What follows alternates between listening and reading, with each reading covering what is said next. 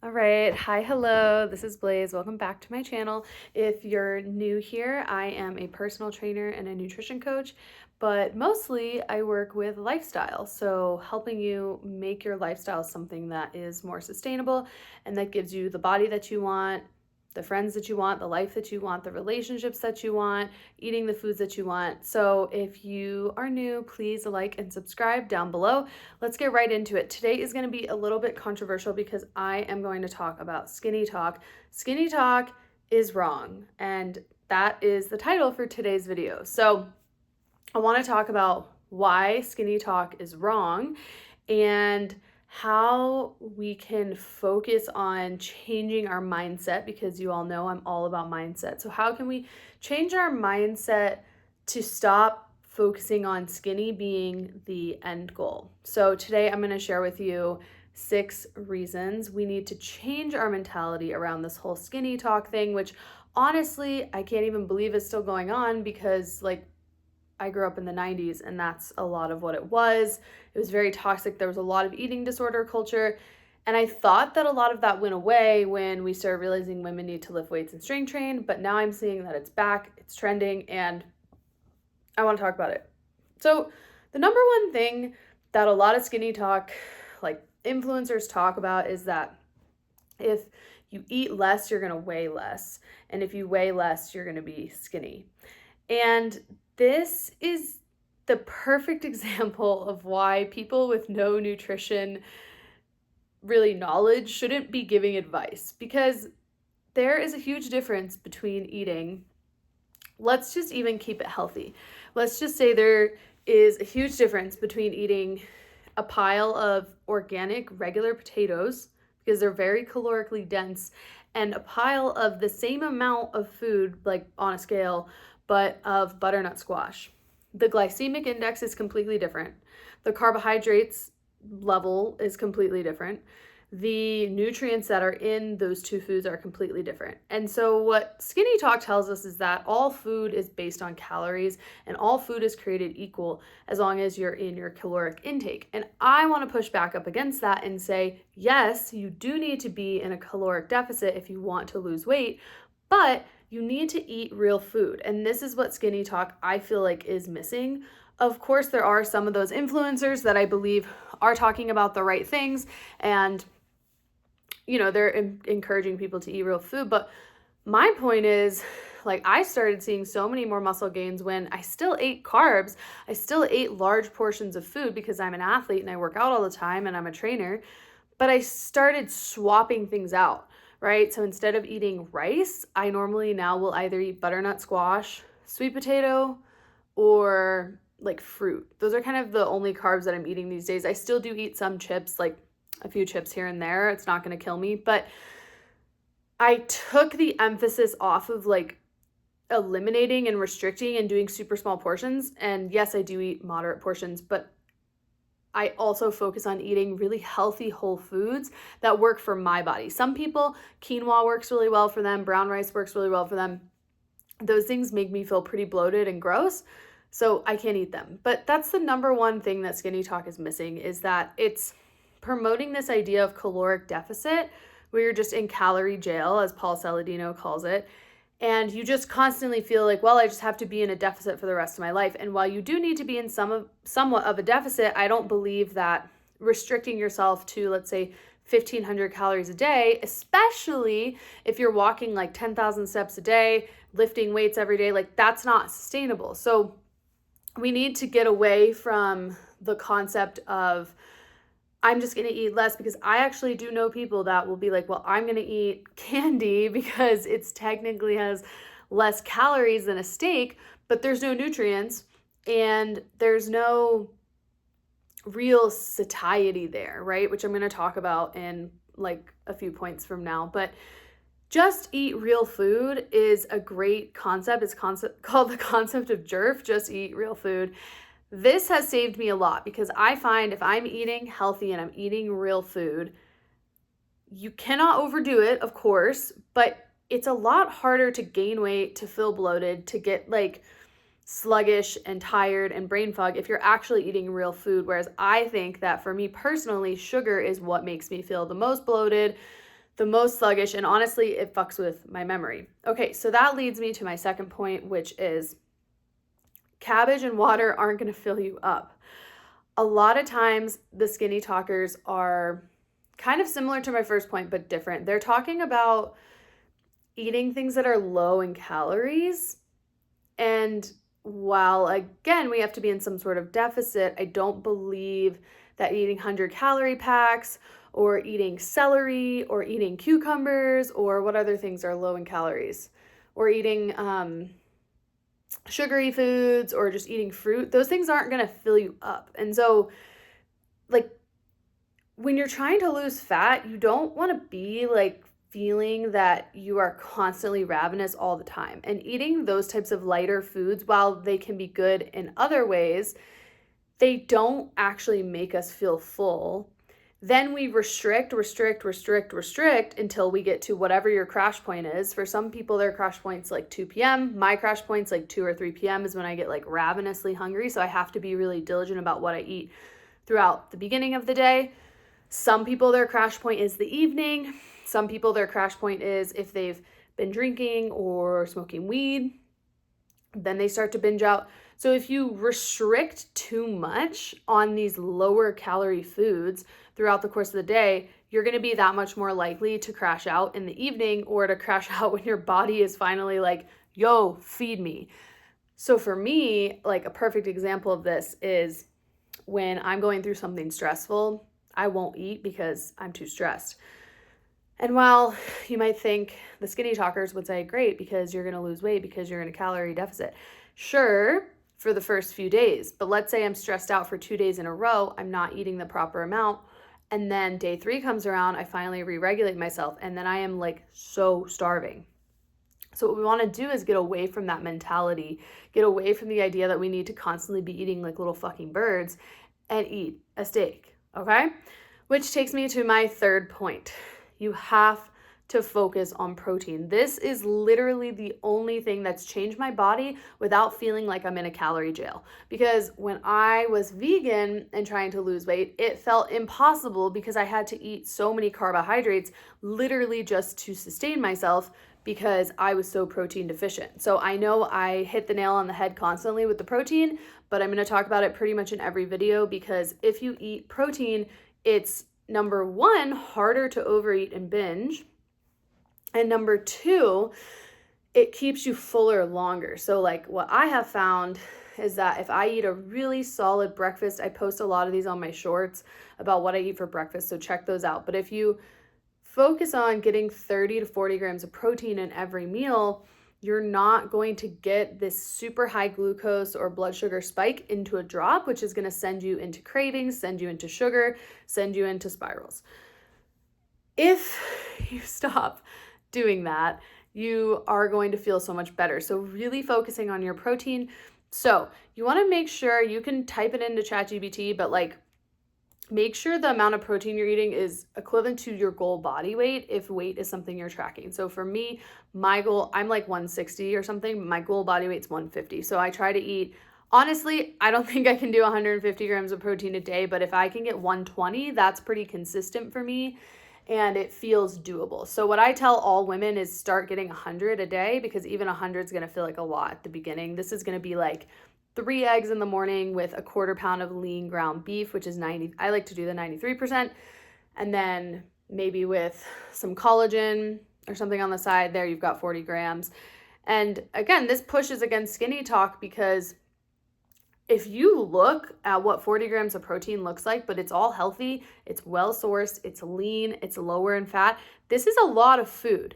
And we need to stop being afraid of like actually getting our protein intake, because the women that are like becoming so deathly skinny or developing eating disorders are losing their muscle mass, and they're losing their muscle mass because they're not eating enough protein. So skinny talk, let's just push back on these fitness influencers and let's stop restricting and thinking our plates need to be this small. Do you want to be mindful of your portions? Yes, but that doesn't mean you need to eat like fucking bird. Okay. Number 4, the number 4 reason I feel that skinny talk is wrong is because even this title, this mentality is so toxic. If you base your worth on the number you see on the scale, especially as a woman who has a period, you are going to set yourself up for Spiral Town Panic USA, Trigger Town USA, and you're going to set yourself up for feeling that your worth is based on a number on the scale. So this is a really old mentality that comes from the 90s and earlier, when we told women that they need to be just skinny in order to be worthy. And I completely fucking disagree, because number one, I have a curvy body, and unless I want to put myself in 1,000 calorie deficit a day and become anorexic, I am never going to be a rail. Yes, I'm muscular, I'm fit, I'm strong, but I am not a rail. I will never be a rail, okay? And when we have this mentality that being skinny equals being worthy, we set ourselves up for failure, because life inherently flows and changes as we grow. If you have kids, you're going to gain weight. When you give birth, you're going to have to lose weight. When you are running all the time, maybe you're going to lose weight. But then maybe if you stop running, you're going to gain weight, right? Like your body is always kind of in flux, and skinny talk puts us at this such extreme level of feeling like we need to be skinny to be worthy. And so what I want to push is, how can you be your strongest? That's the question you should be asking yourself. Like, how can you be the girl who can fucking crank out like 5 pull-ups at the gym and squat 200 pounds? How can you be that girl? Because that is such a healthier version of yourself than I'm going to wither away into skinniness and who gives a fuck about my muscle.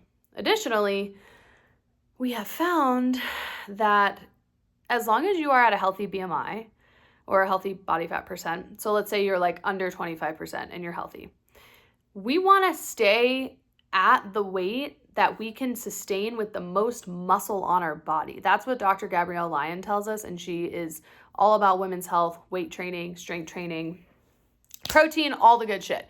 Basically, what she says is, if you are at a healthy weight, don't worry about the number on the scale.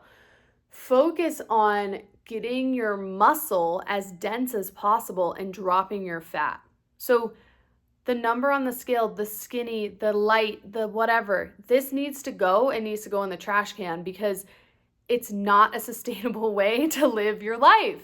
Focus on being strong, not just skinny. So we have to change this mentality, and this is the biggest reason why I wanted to do this video, is because I'm so sick of this skinny talk bullshit, okay? Also, like, now I'm just ranting, but there are girls on there that I'm like, you were just born like this. There are women that are born as a rail. I was not born this way, but there are women that are born really skinny, and they're out here giving advice to people who maybe have a slower metabolism, maybe need to gain more muscle mass, maybe they need to change their fat percentage. Like, just because someone's skinny, they could easily just have that through genetics. So stop listening to these people, okay? We're gonna do 2 more. So the next one, and the next reason that I feel like skinny talk really, really, really needs to go, is that, yes, I believe that you are like gonna be happier and healthier if you aren't overweight and if you have a healthy BMI and a lot of muscle, but we have to take our worthiness away so much from the external, because as women, this is like one of the number one things that I know I struggle with too, is like, I'm not worthy unless I have toned arms, big tits, small waist, fat ass, small legs, thigh gap, nice calves, little ankles, small feet, perfect toes, perfect hair. We have to take our worthiness like away from, I think, from 2 things. Number 1, our size, and number 2, validating ourselves through a romantic relationship, but that's a whole nother thing. You can listen to it in my I was single for 7 years video. But we have to take our worthiness so much away from our like how we look, because if that's the only way we find ourselves to be lovable, to be worthy, to be happy, it's the same as setting ourselves up with thinking that being in a relationship is going to make us worthy, because we have to find that worthiness from within. And I know for me, at my skinniest, I can tell you this was a while ago, 5 or 6 years ago, but like, I'm pretty sure I had like a low-key eating disorder. I starved myself all the time. I like, honestly, on the inside, I was miserable because I was always hungry, and this was when I was vegan. So I was like not eating enough protein, and like, you would think from the outside when you saw me, like, this girl must be so happy. She must be so content. She looks great. But on the inside, I was so depressed. I was suffering. I was mad. And I didn't feel worthy. I feel that now as I've developed myself in other ways that don't really have to do with how I look. Yes, that helps. But as I've developed myself in who I am and what I'm here to do and what my service to the world is and what my hobbies are and what my passions are, when I focus on those things and not just how I look, my worthiness is not something that can change. And so, like, just the name Skinny Talk really pushes us to emphasize that our worth is going to be higher when we're skinny, and I just completely disagree. And we really need to work on changing that. So a simple thing that you can do is just start to think about things that you love to do and things that make you happy that don't have to do with working out, that don't have to do with starving yourself, that don't have to do with restricting. So for me, that's like painting. I have this like naked woman painting I did. I also play guitar, I sing, I like to go climbing, I like to go traveling internationally. Like, find things that really light you up so that you don't see your self-worth just as how you look in the mirror, because the reality is, in my experience, like, I think the most beautiful people are the people that emanate from the inside out. And that's why the name of my company that I personal train people is called Wholehearted Glow, because it should come from within and then come out, okay? And the last one is something I kind of touched on before, but another reason I think Skinny Talk is wrong is that women deserve to be strong and we deserve to feel our strength. So I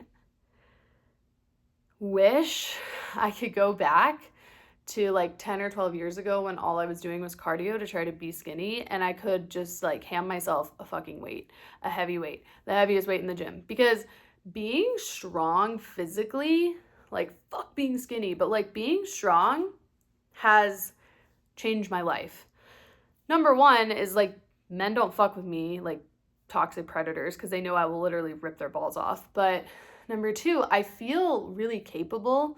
And a lot of this has come from rock climbing, because rock climbing is mostly strength, right? There are some cardio elements to it, but it's a lot of like tensioning holds and like climbing upside down and shit like that like I used to never have the strength for. My wrists used to be super weak.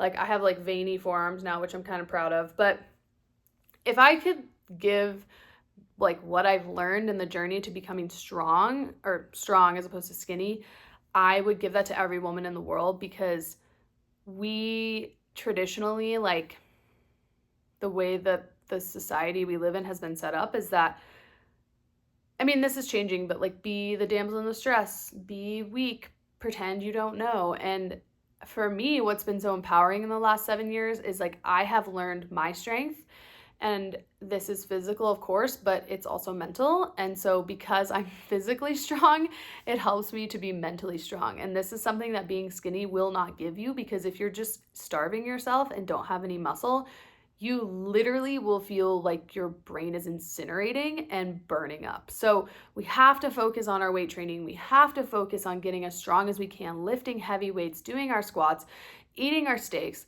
And we can do this and still be feminine. We can do this and still be soft. But being strong is something that I personally feel like no one can fucking take away from me. And that is so empowering. And that's something that I wish for every single person watching this video. So if this was helpful, send it to someone else. Tell them why you believe Skinny Talk is wrong. Please like and subscribe down below. If you have questions about coaching with me, let me know. I promise I can change your life. And I will see you on the next one.